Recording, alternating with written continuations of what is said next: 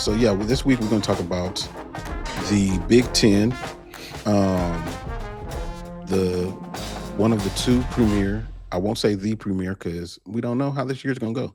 One of the two premier conferences in college football, and we're going to dig into who our top four teams are, their storylines, players to watch, what they have to overcome, and the games to watch for each of those teams. Mm-hmm. So I started last time. Okay. So who do you got at the top? So at the top, I think this year is finally the year they start to win those big games and show up. I'm going with the Oregon Ducks. I mean, Dante Moore is back at quarterback. They ended up losing both coordinators, the OC and the DC. The OC went to go to Kentucky, the DC went to Cal, but they keep Dan Lanning there. Dante Moore, is going to be all world at quarterback. I think he's going to put up crazy numbers. They're going to be high flying. For me though, the tough games, they got USC at home in September. I mean, Oregon USC used to be a pretty big rivalry on the West Coast, and now they're about to rekindle that a little bit. So definitely looking forward to that. But then in November, they go to Ohio State on November 7th, and then they got Washington at home on November 28th. And I like how their schedule falls. And I think they're gonna be there at the end of the year. Who's the team you starting out with? Man, you know what? I actually had Oregon too, but one thing that I didn't have that you or that I had that you didn't mention as far as a player to watch is Decorian Moore. Mm-hmm. I got to talk about Duncanville Panthers, bro. So Decorian Moore, man, I think that kid, like, he's more comfortable and he's going to start to really come into his own and really show how good he is as a wide receiver. I think that Dante Moore is going to be a top 3 pick in the NFL draft when it comes around, as long as he stays healthy and does what he's supposed to do. And I agree as far as the games to watch. They do play Ohio State. Yep. That's a big game. That's a big game. So we'll see how that one goes. And as far as what they have to overcome, and you mentioned it right on the onset, is like them coming up short in big games. The one time that they did make it to the national championship, they got slammed out. They lost 42-20. So how are they going to respond when they get to the big stage and it's not in, a comfortable situation? That's what I'm really, I think that's what everybody's curious about, especially with them being ranked number 1 in the preseason poll. Yeah, and I think that Indiana game they had last year, they got embarrassed in the playoffs. Yeah. I think that's set with them all off season. I know them off season training workouts. I know all of them were top notch after losing like that. So I'm expecting big things out of the Ducks. Yeah, for sure. All right, so at number 2 for me, I got the Ohio State Buckeyes. For me, this is a really pivotal year for them because their strength has flipped. I don't think that their strong point is their defense. I think that their strong point is their offense. They lost 8 starters on defense last year. Yep. And them trying to reestablish what they are in their identity, relying more on Julian Sayin and, their all-world wide receiver, Jeremiah Smith, who I think is the best football player in college sports right now. And it's a big change for them. And that's really why I got them ranked at number 2 and not at number 1. But it's a lot to overcome. But if anybody can do it, it's going to be Ohio State. Games to watch for me, standard, them playing at Michigan, throw the records out the window game. And then Michigan comes to the shoe this year. Well, okay, yeah. Then that's different. I still throw the records out because it's still Michigan. And then, like I said earlier, they got to play. They got to play Oregon. Yep, they got to play Oregon. But what do you got? Number 2. You got them? Yeah, like honestly, like they were either whichever one you had one, I was gonna put the other one too. But I mean, Ohio State definitely up there for me. And they got the big game of the year. They got Texas week 2, Austin, Texas, in your backyard. They coming down there to see you boys. So that's gonna be the game. I'm sure game day is gonna be there. It's gonna be must-see TV. I'm definitely looking forward to that because I think I know how you just said Jeremiah Smith, that's your guy, but Texas, in my opinion, got the best receiver in America, and people don't even realize it. You talk about Cam?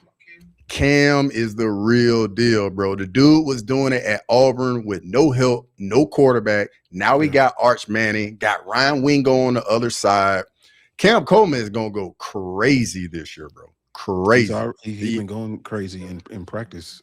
Yeah, I've been seeing all the catches, all the highlights. I've been seeing it all. I think Arch Manning going to have a phenomenal year. I know their schedule is crazy down there in Texas, but this ain't about Texas. It's about Ohio State. Ohio State got a monster schedule. I mean, they got Texas, Michigan, Indiana, Oregon. Like, I mean, they playing a big boy schedule. And then they got a little trap game at Iowa in the middle of the year. That's a sneaky place to go. A lot of people don't realize. Don't sleep. But yeah, like the Ohio State Buckeyes. Yeah, no, that's a good one. Who do you got? Oh, no, it's me. At 3. I got the Indiana Hoosiers. I mean, coming off of winning I was about to say the belt, winning the championship. It's the belt. It's the belt of NCAA. Winning the championship. They got a new quarterback, TCU transfer. Hoover. And that's some big shoes to fill, man. Coming in for the Heisman winner. He led them to national championship. He's a number 1 overall pick. Like, that's a lot. And he's stepping in for that. But I think that he's going to be able to do it because of the play style. TCU does a lot of read option, and Indiana does a lot of read option. So I think that he's going to be successful. Players to watch, man. I really like Charlie Becker. I like him as a receiver. He reminds me a little bit of Ed McCaffrey from back in the day. If y'all know, you know, like he reminds me of Ed McCaffrey, the way that he plays. And then I also like Mario Landino, the defensive tackle. So, I mean, as far as like what they have to overcome, they're not sneaking up on nobody no more. Like, everybody knows that they're a good team. They know how good of a coach Kurt Signetti is. And it's just, you know, they're going to expect a top tier organization, not a basketball coming in. But games to watch, man. I mean, it's Big Ten football, man. They got to go and play USC, and they got to play Oregon. Like, it's a tough schedule. All of their schedules are really tough. But yeah, I think the trap game for them, the game that's going to be really, really like just to keep your eye on, is when they go to Washington late in the year, go to the West Coast. It's like the end of November 21st. That's going to be one to keep your eye on, man. Because when them teams go across the country end of the year, man, that's when things happen right there. Yeah. But I definitely like the Indiana pick. They're in my top 4 too. They're definitely in my top 4. I like the Indiana. I'm curious to see though how Signetti handles all the success and can they keep it together? Because like when teams start to win, man, that complacency is right there. And that's the biggest thing. Like at Bama, bro, with Nick Saban, like he always was talking about complacency. Yeah. And when you have success, man, that's what you got to deal with. But yeah, I'm with you with the Indiana Hoosiers. Yeah. Oh, Hector Salamanca in this thing, man. He said Indiana's schedule is harder than last year's. Yeah, it is. For sure. It is. Yeah. Sean Moody said, "Let's go Illinois." Yeah, he is an Illinois guy. Somebody got to root for them. That's good. That's good. But my next team is a little bit of a surprise. I think this is a very critical year for them, especially their coach. I'm going with the USC Trojans, my bad. But De'Aaron Lynn, their defensive coordinator, leaves, goes to Penn State. They end up hiring Gary Patterson. I know this is a name you know very well down there in Texas to be the new DC. Yeah. I think he's going to fit very well with what they're doing offensively, because it's up tempo, run and shoot, like toss it around. But they are going to pound the rock a little bit at USC. But Jayden Maiava is the guy. Like, this dude's a very, very accurate passer, gets rid of the ball on time, plays on schedule, and he's going to put up some crazy numbers. And Grimy calling you a hater. What do you mean, Grimy? Hey, y'all gotta play USC, bro. So Michigan gonna have an opportunity to see what USC is talking about this year. So, but as far as the schedule, when we get to that for them, man, they got a little 3-game stretch that I think is gonna make or break USC. They got Oregon, Washington, and Penn State in back-to-back weeks. If they can go through that 2-1 or even better 3-0, I think USC is going to be a force end of the year. And then they finish the year, they got Ohio State, Indiana, and Maryland. So November football, there's always big time matchups in that. But Lincoln Riley he got to get over the hump, man. He got some questions he got to answer out there at USC, and this year is make it or break it for him out there. Sure. Now, he did get the #1 recruiting class in the nation, so that definitely helps. But he's in his 5th season, and he's got to make some things happen. And a lot of that you said I had for them as well, and I had them actually. I have USC as my number 4, and I think one of the things that stood out to me was they have to balance the amount of travel that they have to do. I looked it up, in USC. They'll travel over 16,000 miles this year, and that's 3,000 miles more than the closest team, which actually is Oregon. Now, I'm omitting Hawaii. Hawaii has to travel like crazy, but they don't really factor into this. But 16,000 miles is a lot.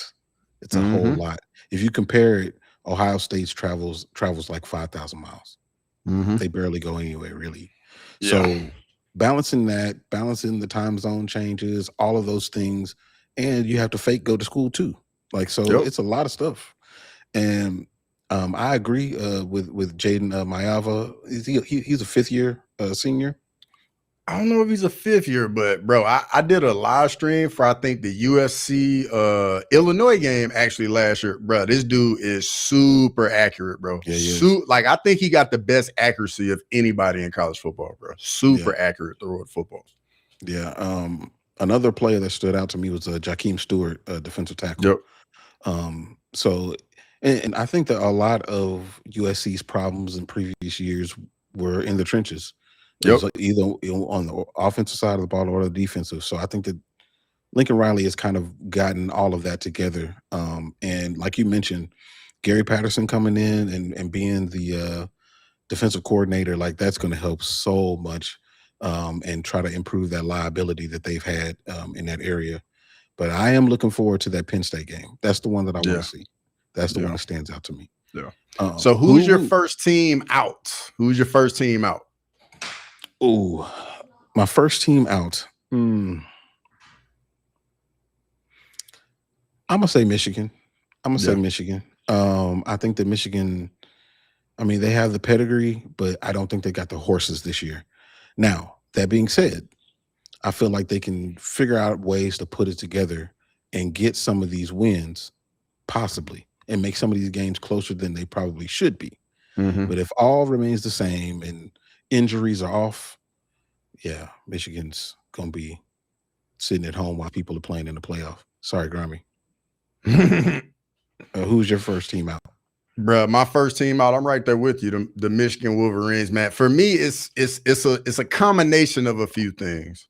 First year head coach Kyle Whittingham. I know Grimy loved the hire, but the fact remains this dude was getting pushed out the door at Utah. Did he do a really good job at Utah? Have a great program? Absolutely. But we got to see if he can still get it done for starters. Then the schedule, bro, the schedule is legit. They got Oklahoma week 2. Oklahoma's a top 10 team. Like, people talking about Oklahoma winning the SEC, making the playoff. That's going to be a tough game week 2, Grimy. And me and Grimy have been talking about it for months. the Iowa game. They got Indiana. They go to Oregon, and they go to Ohio State, bro. It's just too many. It's too many tough games on that, bro. Too many. Yeah. They signed up for a lot, and yeah, it's just going to be tough to get through. So, I mean, I feel like for them to be able to get through that type of schedule, they need somebody transcendent, whether it's a running back or somebody on defense, preferably the quarterback. And I just don't think that Bryce Underwood is transcendent. I don't think it's not yet anyway. Yeah. Now he could get there now. Yeah. But I just don't think it's going to be right now. Yeah. But this will make him better. This will definitely make him better. For sure. So my second team out, and for me, the reason why this team is my second team out, because there's just so many unknowns, but there is a really big reason why I got them on the cusp, and that's the Penn State Nittany Lions. First year coach coming over from Iowa State. So he's got to get adapted to being in the Big Ten, coming from the Big 12, bringing like his whole roster from Iowa State to Penn State. So it's pretty much going to look like Iowa State and Penn State jerseys. But the reason why I think they got a chance, man, is just honestly the schedule.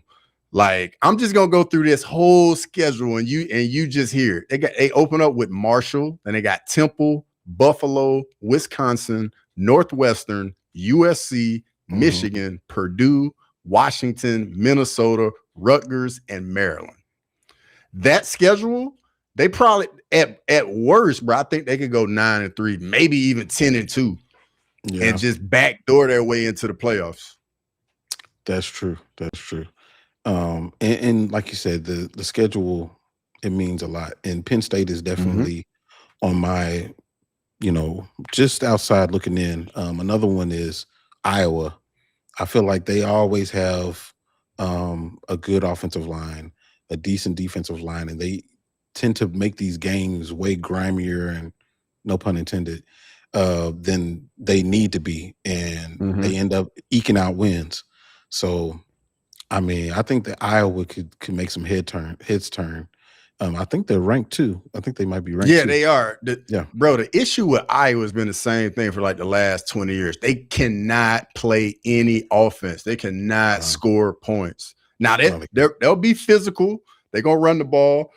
They're going to see if you really a man at the line of scrimmage. I do like that brand of football, but man, they just got to figure something out on offense, score some points, man. That's been the biggest issue there since forever. Yeah, there they go. Right there. They're number 22. Yeah, I like their griminess, and if an offense doesn't come to play or if the weather's bad, Iowa could sneak through and get a win on you that they probably shouldn't have had.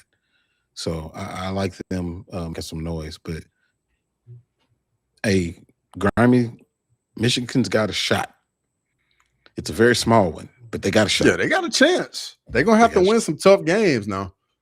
Yeah, some very, very tough games. Because that Penn State schedule, bro, I saw that schedule. I was like, bro, is this serious? Is this for real? Yeah. He said if he puts Bama in his top 2, I'll unsub. Well, Grammy, you might not want to be here next week when we go to the SEC, baby. SEC is next, man. SEC next week. Y'all, hey, if y'all know somebody that is into college football or anything like that, like, y'all make sure that they come here next week and argue with us about these picks, man. Because I mean, especially when it comes to the SEC, it's gonna get real interesting about who goes where. Because yeah, you're right. Cross got a bias on this one. Wait till we talk about the NFL. Thanks for watching Crosswalk. Come back next Monday to chop it up. So please, whatever.